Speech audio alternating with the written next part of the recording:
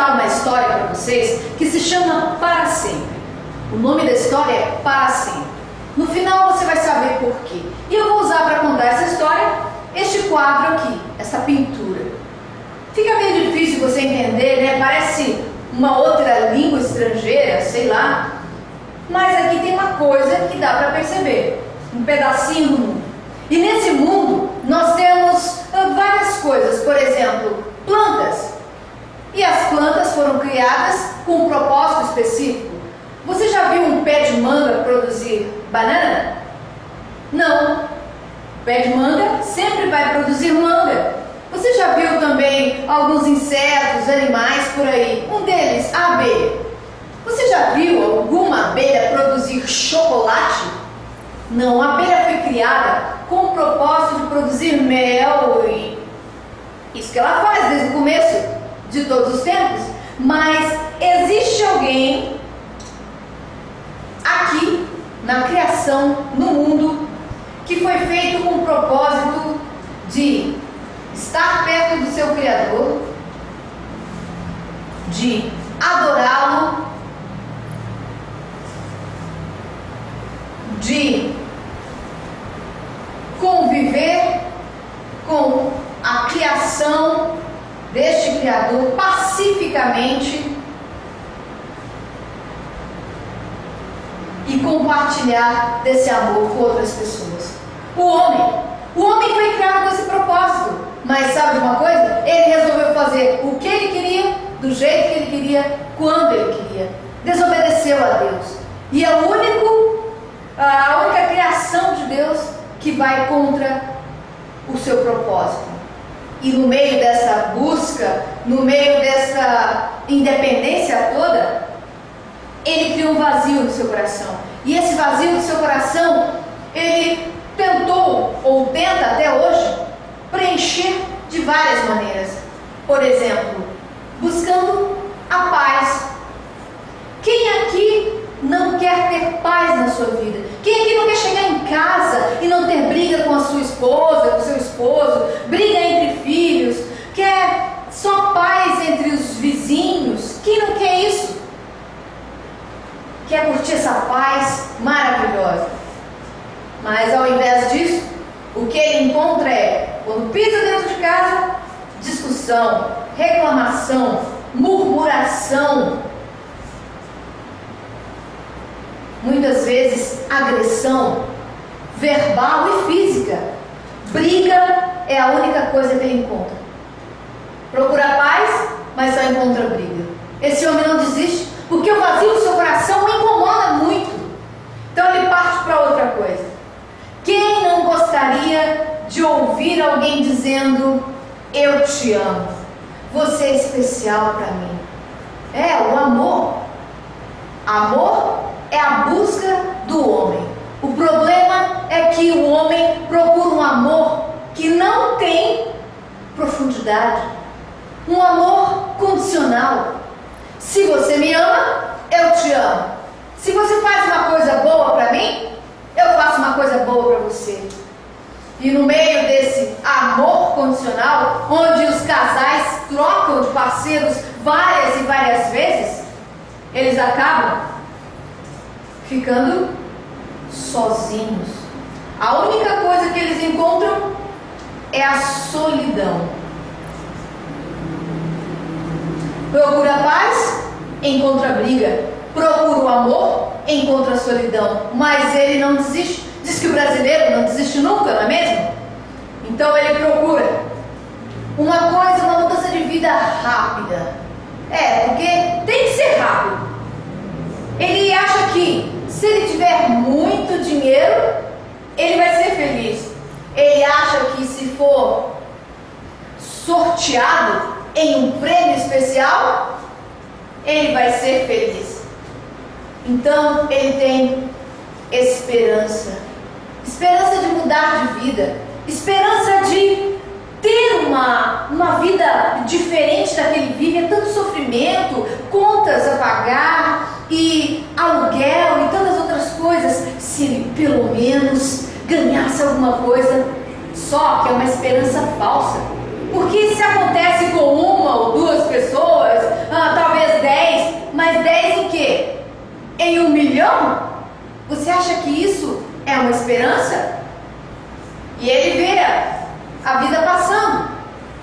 E a vida dele não está mudando. O pouco que ele tinha, ele investe em jogatinas.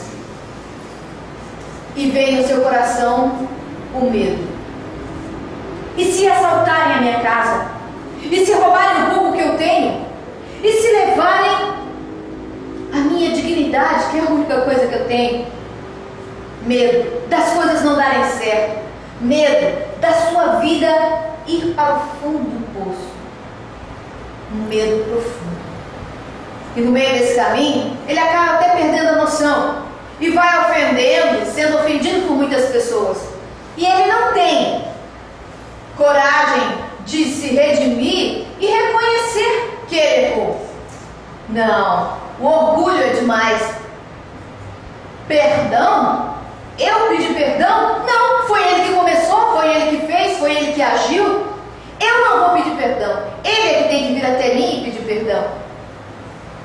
E quando a gente não perdoa, o próprio Pai Nosso, tão conhecido de todo mundo, diz isso. Lá no finalzinho, se nós não perdoarmos as ofensas uns dos outros, tampouco o Pai perdoará as nossas ofensas, os nossos pecados. E uma culpa grande afunda o nosso coração, pesa bastante. Ele procura esperança, mas só encontra medo. Procura perdão, mas só encontra culpa. E o que fazer? Será que é o fim? Mas ele lembra daquele que o criou. Ele lembra de buscar o onipotente, o onisciente, o Criador de todas as coisas, aquele que o fez com um modo tão especial. Deus. Como chegar até Deus? Há quanto tempo eu não falo com Deus? É o que ele pensa. Então ele ouve uma coisa daqui, uma coisa dali e tenta chegar até Deus com suas próprias forças. Ele ouviu falar que se nós formos caridosos, alcançaremos a Deus. Isso daí deve ser uma consequência natural da nossa vida e não um fim para chegar até Deus. Se eu for bonzinho, eu vou chegar até Deus. Não é assim. Ele tenta ser religioso. Vou para a igreja A, igreja B, igreja C. Alguma delas vai me mostrar o caminho. Ser religioso é a tentativa do homem de chegar até Deus. Mas não acontece assim. Então, ele tenta as filosofias. Vai, estuda filosofias, várias filosofias diferentes, tentando achar um pensador que preencha o vazio do seu coração e que o ensine a chegar até Deus. Mas a sua busca é em vão. Sabendo disso, Deus tomou a iniciativa. Ele sabia que o homem não chegaria até ele. Sabe por quê? Por causa de uma barreira. Uma barreira chamada pecado. Pecado é errar o alvo. É fazer tudo aquilo que Deus não pediu para que fizéssemos. Ou o contrário. Coisas que Ele pediu para que fizéssemos e a gente não faz. Pecado é errar o alvo. O alvo de Deus para a nossa vida é amá-lo em primeiro lugar. E, em segundo, amar ao nosso próximo, como a nós mesmos. Sabendo que o homem não conseguiria, ele tomou a iniciativa. E a Bíblia diz, lá em João 3,16, porque Deus amou ao mundo de tal maneira, que deu seu Filho unigênito, para que todo aquele que nele crê, não pereça, mas tenha a vida eterna. Jesus Cristo, seu único Filho, veio ao mundo, para que eu e você tivéssemos vida, e vida em abundância. A Bíblia diz, porque o ladrão vem somente para roubar, matar e destruir. Eu, Jesus, vim para que tenham vida e a tenham em abundância. Jesus disse, eu sou o caminho, a verdade e a vida. Ninguém vem ao Pai a não ser por mim. Todos pecaram e estão afastados da glória de Deus. Por isso, nós precisamos de Jesus. Por isso, nós precisamos deste acesso. Mas sabe o que os homens fizeram? Colocaram Jesus numa cruz. Colocaram uma coroa de espinhos na sua cabeça, maior do que pregos nas suas mãos, nos seus pés, maiores do que esse pincel. E a Bíblia diz que Jesus derramou cada gota do seu sangue para que eu e você tivéssemos vida, tivéssemos acesso, mesmo sendo pecadores, mesmo sendo traidores, mesmo sendo blasfemos, mentirosos, amantes do mal. Ele fez esse sacrifício por mim e por você. E ele não fez isso porque ele foi obrigado a fazer. Não. Ele fez isso por amor. Amor a mim e amor a você. Um amor genuíno. Um amor que não mede esforços. Um amor incondicional. Mesmo sendo pecadores, ele nos amou. Jesus morreu, a Bíblia diz, mas ao terceiro dia ele ressuscitou. E ele ainda viveu 40 dias aqui conosco, falando o que nós deveríamos fazer ou não. E depois ele subiu, foi ao encontro do Pai. Mas ele disse: eu volto para buscar aqueles que são meus. Eu volto para buscar aqueles que acreditam que eu morri na cruz, derramei cada gota do meu sangue para que eles tivessem acesso a Deus. E hoje, através do Espírito Santo de Deus, deixado por Ele aqui na terra como consolador, Ele olha para este ambiente e Ele vê dois tipos de pessoas, que eu vou representar aqui por dois corações. Uma dessas pessoas olha para essa história e diz: que isso? Essa história, eu já estudo isso há muito tempo. Se fosse verdade, ele já teria vindo.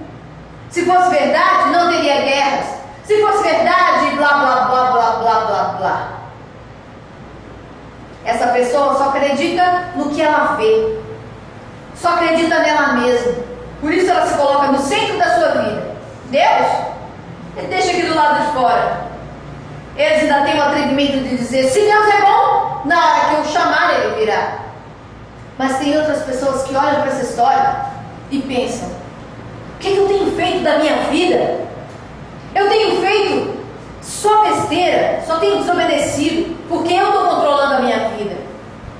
Se ele fez tudo isso por amor, é porque ele nunca vai pedir nada que seja mal para mim. Então eu vou colocá-lo no centro da minha vida, e eu vou ouvir o que ele tem para me dizer. Eu vou ficar aqui obedecendo, porque eu tenho certeza que o que ele pedir para que eu faça nunca será algo ruim para mim, só será algo bom. E a minha pergunta é: que coração você tem? Melhor, que coração você quer ter? Você quer ter esse coração aqui? Lembra do nome da história? Para sempre? Pois é, se você escolher esse coração, infelizmente, não é um coração que agrada a Deus. E você vai ficar para sempre longe de Deus. No lugar onde a Bíblia descreve como um lugar de sofrimento eterno, um lugar onde a tristeza e principalmente um afastamento de Deus para sempre. Mas se você escolher este coração, você vai ficar para sempre perto de Deus. E você pode me perguntar agora, o que eu preciso fazer para ter esse coração? 2 atitudes. Para começar, primeiro, você precisa mudar a sua atitude, mudar o seu jeito de pensar, parar de acreditar que você é o personagem principal da sua história, que você é que faz o seu destino. Mudar também tem o sentido de se arrepender. Se arrependa das coisas que você tem feito. Mude de direção.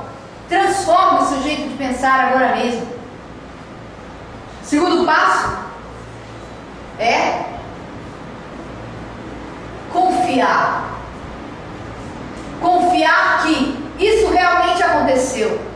Que Jesus é o Filho de Deus. Que Ele morreu numa cruz para que eu e você tivéssemos vida. Uma vida eterna ao lado dele.